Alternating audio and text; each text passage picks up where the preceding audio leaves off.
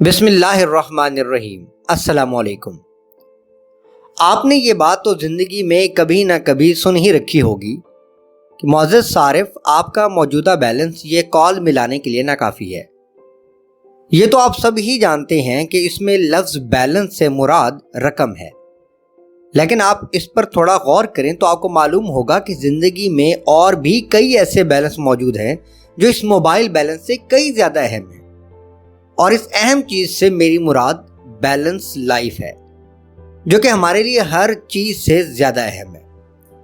ہم اپنے موبائل کو کسی طور پر بھی بیلنس سے خالی نہیں رکھتے، چاہے اس میں انٹرنیٹ ڈیٹا بیلنس ہو یا موبائل بیلنس، جبکہ دوسری جانب ہماری زندگی جو تقریباً ہر شعبے میں ایک توازن، میانہ روی اور اعتدال کا تقاضا کرتی ہے، ہر قسم کے بیلنس سے خالی نظر آتی ہے۔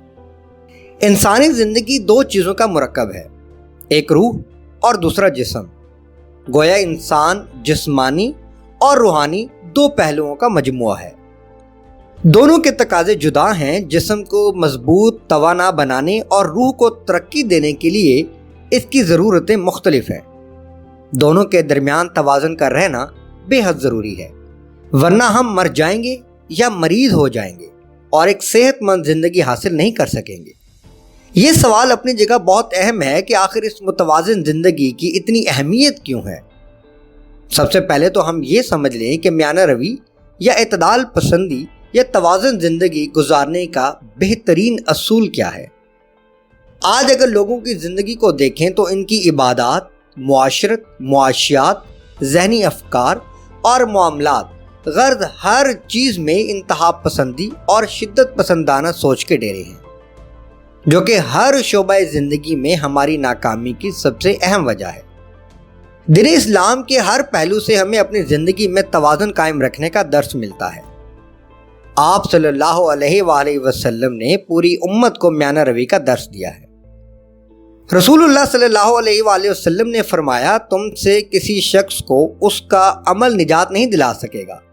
صحابہ نے عرض کی، آپ کو بھی نہیں یا رسول اللہ؟ فرمایا، اور مجھے بھی نہیں، سوا اس کے کہ اللہ مجھے اپنی رحمت کے سایہ میں لے لے۔ پس تم کو چاہیے کہ درستی کے ساتھ عمل کرو اور میانہ روی اختیار کرو۔ صبح اور شام اسی طرح رات کو ذرا سا چل لیا کرو اور اعتدال کے ساتھ چلا کرو، منزل مقصود کو پہنچ جاؤ گے۔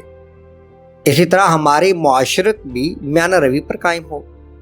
اخلاقی میانہ روی یا توازن یہ بھی ہے کہ صرف اپنے موقف کو درست نہ سمجھا جائے، بلکہ دوسروں کی بھی بات سمجھنے کی کوشش کی جائے۔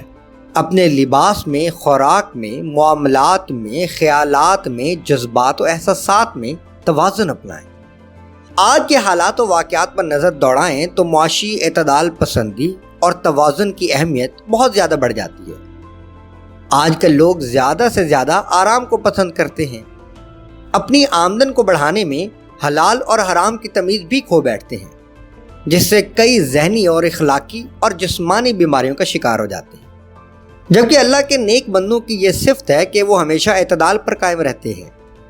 اللہ پاک قرآن میں رحمان کے بندوں کی خاص صفات بیان کرتے ہوئے فرماتے ہیں کہ جو خرچ کرتے ہیں تو نہ فضول خرچی کرتے ہیں نہ بخل، بلکہ ان کا خرچ دونوں انتہاؤں کے درمیان اعتدال پر قائم رہتا ہے۔